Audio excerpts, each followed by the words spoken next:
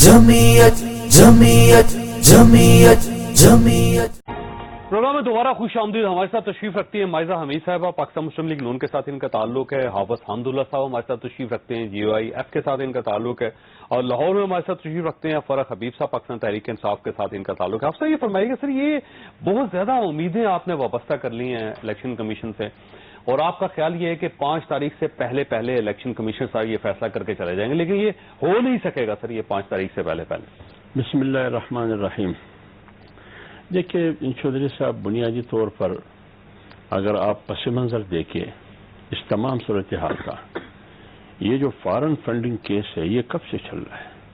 ये तो 5 महीनों से नहीं है, ये पुराना है सर, लेकिन पाकिस्तान में बहुत से केसेस ऐसे हैं जो 30-30 साल चलते रहते हैं। मैं यही कह रहा हूँ ना, 5-7 साल से ये केस मुसलसल चला आ रहा है।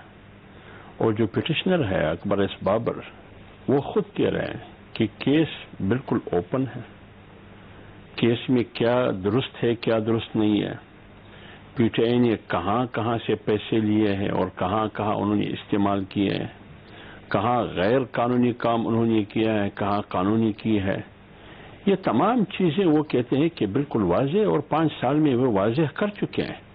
तो जब इसके बावजूद फैसला इलेक्शन कमीशन, मैं तो यही आगे कह रहा हूँ, लेकिन इलेक्शन कमीशन भी फैसला नहीं दे सकता, वो अपना फैसला सुप्रीम कोर्ट ऑफ पाकिस्तान भेजेगा। ठीक है, और सुप्रीम कोर्ट ऑफ पाकिस्तान फैसला करेगी कि ये पार्टी है या नहीं है। वो अब आपकी बात सही है। मैं वो कानून का इतना माहिर नहीं हूँ, न रूल्स का इतना माहिर हूँ, देखना पड़ेगा उसको। लेकिन इतना मैं जरूर कहूंगा कि आपने कहा कि 5 दिसंबर तक चीफ इलेक्शन कमिश्नर वो रिटायर हो रहे हैं, इस 20 दिन में या 22 दिन में, या ये कैसे हो सकेगा 15 दिन में? मैं ये कह रहा हूं कि 5 साल मुसलसल ये केस चला आ रहा है। जब चला आ रहा है तो इसका सिया और सफेद सब कुछ मालूम है। अगर चाहे स्क्रूटनी कमेटी चाहे, मेरे अंदाजे के मुताबिक वो फैसला कर सकता है। इसलिए मैं कहना चाहता हूं कि चीफ, मेरी जो मालूमात है, PTI की हुकूमत, आज की मालूमात नहीं है मेरी, मैं तकरीबन अक्टूबर के 15, 16, 17 को मैं वहां गया था इलेक्शन कमीशन, इसी पे बात हो रही थी। तो इलेक्शन कमिश्नर जो रजा साहब है, उनकी रिटायरमेंट 5 दिसंबर में, वहां ये बातें हो रही थी, जो जिम्मेदार लोग हैं, कि मौजूदा हुकूमत की कोशिश ये है, क्योंकि वो सरदार रजा साहब से नाराज है, वो 2 बंदों की नामजदगी उन्होंने हल्फ लेने से इनकार किया, तो ये पहले कोशिश ये कर रहे थे कि इसके खिलाफ कोई रेफरेंस हम भिजवा लें। लेकिन फिर शायद उनको कहा गया होगा, बाबर आवान ने शायद कहा है या फरोग नसीम ने कहा है कि बाबा 5 दिसंबर तक रहने दो, वो रिटायर हो रहा है, तो उसके बाद क्या करना है। असल स्ट्रेटेजी हुकूमत की इस केस के हवाले से, उसके बाद हाँ वो के फंड कौन ऑडिट करता है उसका नाम बता दें, इनको नहीं पता होगा। चलिए जी आप साहब आप बताएं, वो अपने फंड्स का जवाब बाद में देंगे, पहले आप अपने फंड्स का जवाब दें। देखिए चौधरी साहब, आपको याद होगा जब पनामा आया तो पनामा में 400 ऊपर 500 के करीब लोगों के नाम थे। आपको याद होगा इनके स्टेटमेंट, इनके बयानात पढ़े, यही आप सवाल उठाते, मैं उठाता कि भाई पनामा में तो तकरीबन 500 अफराद है, आप लोग खामखा नवाज शरीफ को क्यों टारगेट करते हैं? तो ये कहा करते थे कि वो वज़ीर आज़म है मुल्क का, वो अपना सफाई पेश करे, वो अपना तलाशी दे, उसके बाद फिर 500 की बारी होगी। आपके उसूल के मुताबिक आपकी पार्टी हुकूमत में, आपका लीडर वज़ीर आज़म है, तो लिहाजा आप तलाशी दें।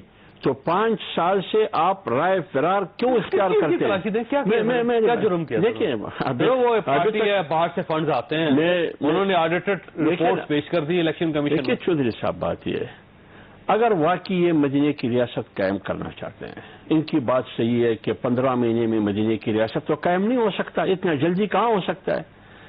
ये तो कर सकते हैं ना।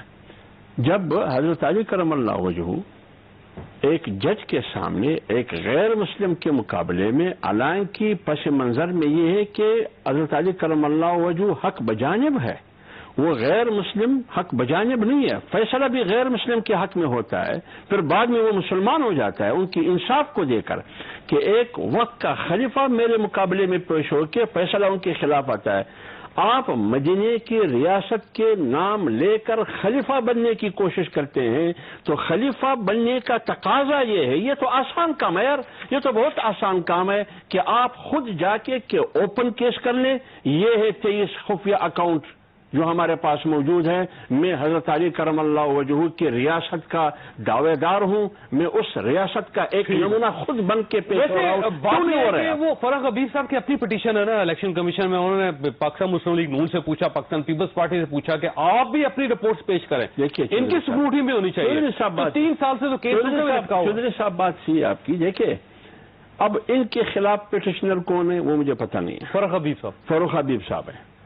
اب اگر خود وہ دلچسپی نہیں لے رہے ہیں، دوسری طرف اکبر ایس بابر ہے، وہ چیخ کے تک گئے کہ فیصلہ ہونی چاہیے، 5 سال میں فیصلہ نہیں ہو رہا ہے، وہ 60 درخواستیں 60 applications party P T I کی وکلا دیتے ہیں تاخیری حربے استعمال کرنے کے لیے، اور 4 درخواستیں آپ نے ابھی کہا کہ اس تفتیش کو یا انکوائری کو جو بھی ہے وہ کمیٹی جو ہے وہ آپ اس کو خفیہ رکھیں۔ اگر دال میں کالا نہیں ہے تو پھر آپ کیوں اس کو خفیہ رکھنے کی کوشش کرتے ہیں؟ اوپن رکھیں نا، اوپن رکھیں، آپ تو چور نہیں ہے۔ اچھا ویسے ماجد صاحب اگر 5 تاریخ تک یہ فیصلہ نہیں ہوتا اور اس کے بعد جملہ میں اور نئی صورتحال ہو جاتی ہے، ایک جملہ میں اور کرنا، اگر فرض کرے چیف الیکشن کمشنر 5 دسمبر کو ریٹائر ہو رہا ہے، انہوں نے ایک کمیٹی تشکیل دی ہے، جیسے کہ وہ ترجمان الیکشن کمیشن نے کہا کہ وہ فیصلہ کرے گی، آگے وہ بھجوائیں گے سپریم کورٹ کے پاس۔